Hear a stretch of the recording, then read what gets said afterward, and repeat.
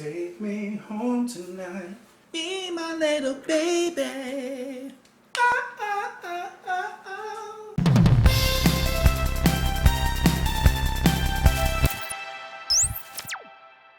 What's up, guys? Welcome back to the channel. My name is Justin, and today we're listening to Oxygène parts 4 through 6 by Jean-Michel Jarre off of his album Oxygène, which was released in 1976. Finishing up the album, part 2, side B of the album, finished up today. Hope that you guys have enjoyed the first half. Hopefully you've been enjoying just everything.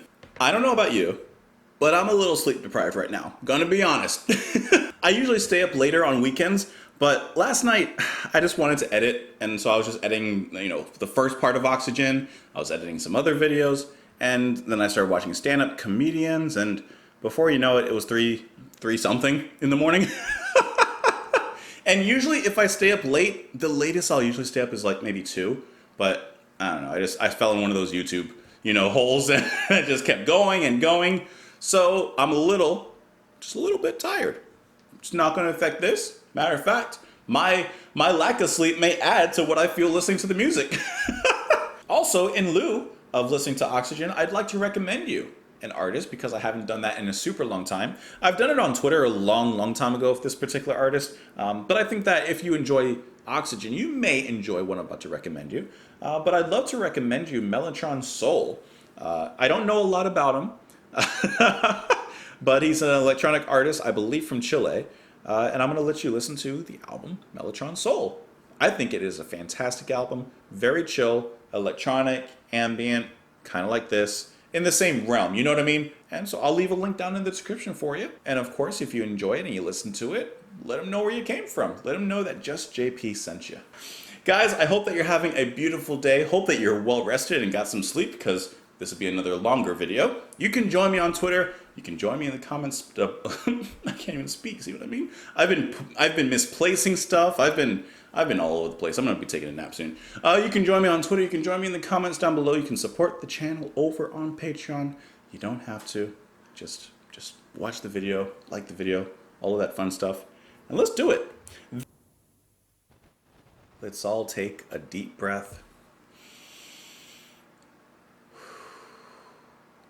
Feel that good oxygen filling up your lungs, coming out your mouth, out your nose, breathing calmly, meditating, relaxing. Maybe it's my sleep deprivation talking, but I feel so chill right now. What a fantastic album. This was, I actually really am impressed by this album.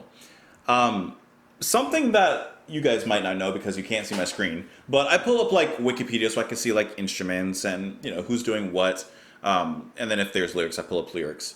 But when I was listening to this, obviously there's no lyrics to follow, but if you saw me glancing at the screen, I was just reading information around just because I like to get context as I'm listening to the music, especially if it's instrumental, and when it's music like this, when my mind can wander. So one thing that I kept on thinking about, I love what Jean has done here, but I kept on thinking about Mike Oldfield, because I would see them as contemporaries in a sense. I looked up really quick while I was listening to the song.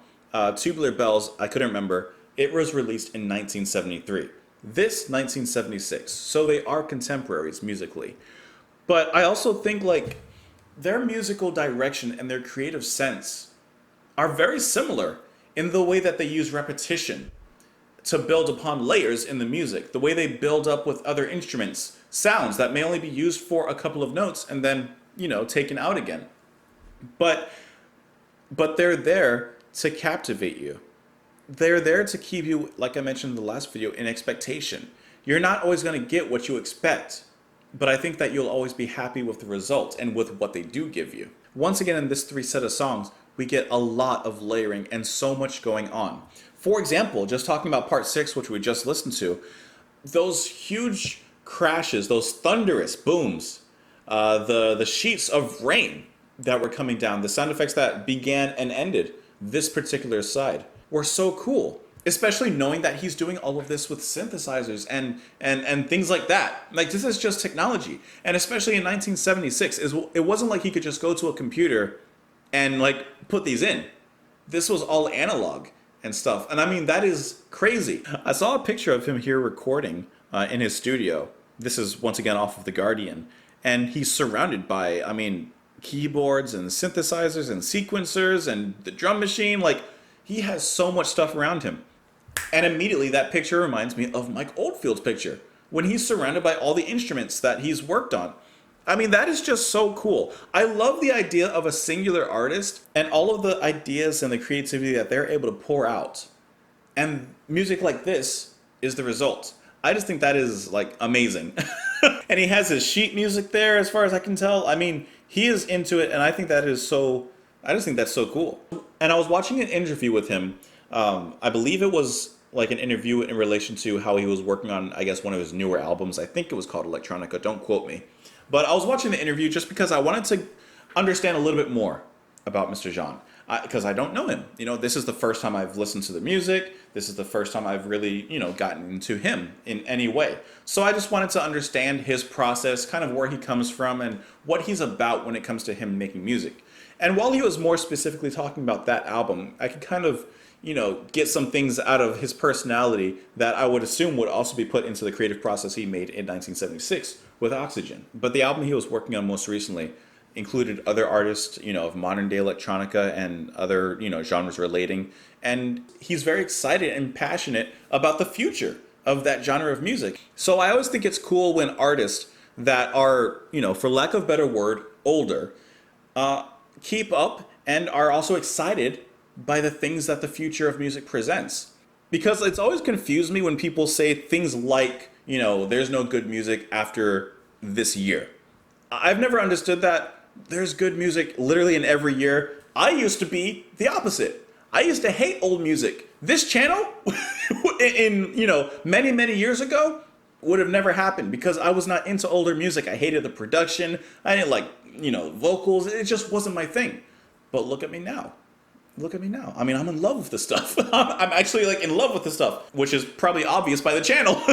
So there's good and bad music from every, you know, span and every generation and every era of music, but there's always good music. Getting back to this though, Part 6 felt like a really nice wrap up and conclusion to the album. I love the synth playing that he's doing in there, switching up sounds. It's amazing what he can do just by setting up a certain sequence and then building up atmosphere and layers around that sequence. It's not about how many notes you play, it's about what the notes do and what the notes make other people feel and the artist feel. And if I can do this in reverse, going back to part 5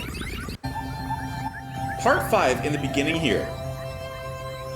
Remember in the last video I talked about how I feel this is less ambient music, more related to classical music? The entire beginning sounds like a string quartet. It sounds like violins are being played. How is he able to emulate these sounds so well that they're relatable, but at the same time making them just different enough that they're very unique? Like, doesn't this sound like chamber music? Like classical music? I just think that's really cool. That's really awesome. And then about 5 minutes into the song, there's a bit of a change of pace. We start to get this pulsating rhythm. That's very synthwave, okay? If you guys have ever listened to retro wave and synthwave, especially nowadays, it's very popular. It harkens back to electronic music from specifically the 80s, but I mean, you can definitely argue this as well. But that pulsating rhythm, that bass line, is like a key feature of the genre. And he's using it in 1976. A pioneer of the genre. That's awesome. How cool is it to hear the birth of a genre? What? This is how, you know, progressive rock fans would probably feel listening to albums like In the Court of the Crimson King. Now, I don't know the history. There may be albums like before Oxygène that, you know, were also part of the pioneering of the electronic genre. But I know that this is at least one of the more prominent examples. And then the way that he uses percussion in the back, there's not a kick. It's just like a kind of filtered snare sound that he's using there. And I think that's an interesting way to build the rhythm. It's not standard. But let's be honest, with someone pioneering the genre, there is no standard. You make the standard. And then once again, just waves and waves and waves of beautiful synth playing come in. And if you'll allow me to go back to part 6 really quick, I'm bouncing around a little bit. Hey, sleep deprivation, my mind is bouncing around between ideas and things I want to say. But if I can come back to part 6 really quick, I think that it's here, off of a first listen, that we probably get some of Jean's best synth work and actual playing through the album. This feels so good. And I don't know about you guys, but especially with music like this, I always get deep visuals. So you know what I thought of listening to this? I was thinking of like Dune, like the movie and the book, and then I was thinking of Stargate, specifically the movie, because I'll admit I've never really watched the TV series. I've seen parts of it, but the movie, that sci-fi and yet Egyptian and ancient kind of feel, that's what I felt with this, because it definitely is obviously more modern in its electronic sounds and the digital things that are going on, but the actual notes have a very Eastern kind of sound to it that he's playing. And that's what makes me think of like Saharan winds and sandstorms, you know? Not Darude sandstorm, just actual sandstorms. And like that rustling sound that he does there, once again, to me, brings the idea of like sand being brushed around and blown around. We've getting some like bird-like sounds going on. I feel like this is incredibly striking playing, okay? I really like what he's doing there. And if I can just bring Mike Oldfield once more back into the conversation really quick.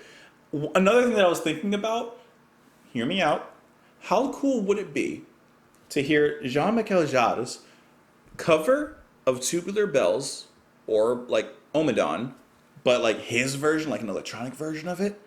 And then how cool would it be to hear Mike Oldfield covering Oxygène in his own way? I think that would be absolutely like amazing. Or maybe a collaboration even. I'll settle for a collaboration. Bouncing right back to part 5, I just thought how it was interesting that even though it has this really nice rhythm, there's no kick, there's no beat necessarily to it. Interesting.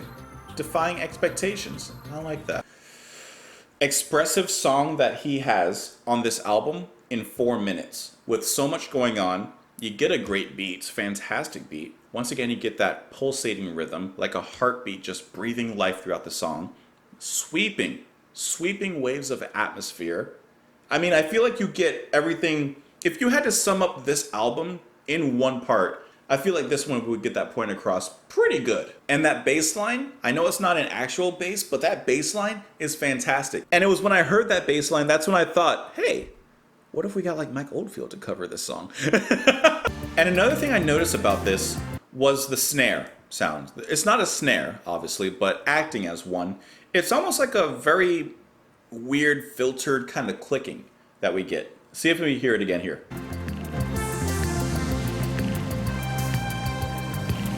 You hear it? It's like a weird kind of croak clicking that kind of has a slight echo on it, a little bit of reverb. It's filtered in an interesting way. I don't know. But I think it's so cool, once again, the way that he plays with even the rhythm section. Once again, looking back at the year, 1976. Okay? This is all so new. This is exploring the frontier, not knowing where to go next, not knowing what's ahead, but always searching for that new horizon. And I mean, what a beautiful sunset that he's found. All right, and I know I'm stuck on that little clicking sound, but it sounds like one of them just is like a regular click, and then the other one has a little bit of echo on it. So even that small, minute detail in the rhythm is adding to the whole atmosphere of the song. It's a tiny thing, so tiny, but so big. And that lead sound there also reminds me somewhat of a saxophone. Once again, bringing in like horns and a brass instrumentation, even though it's not horns or brass instrumentation. This music just has a certain kind of pulse to it in its life, in the way that it feels. And we spoke a little bit last time about emotion and inserting emotion and passion into music like this, which could come across to some people as cold and machine-like. I don't think so at all. I think it's taking the machine, but putting a heart inside of it. It feels fresh, it feels new. Even to me in 2020, and obviously it's my first time hearing it, so it's definitely feeling new, but even if I've heard this before, I feel like it still feels new. It still achieves huge heights that a lot of artists and a lot of bands and musicians like Jean, or that would follow in Jean's footsteps, try to achieve and probably fail.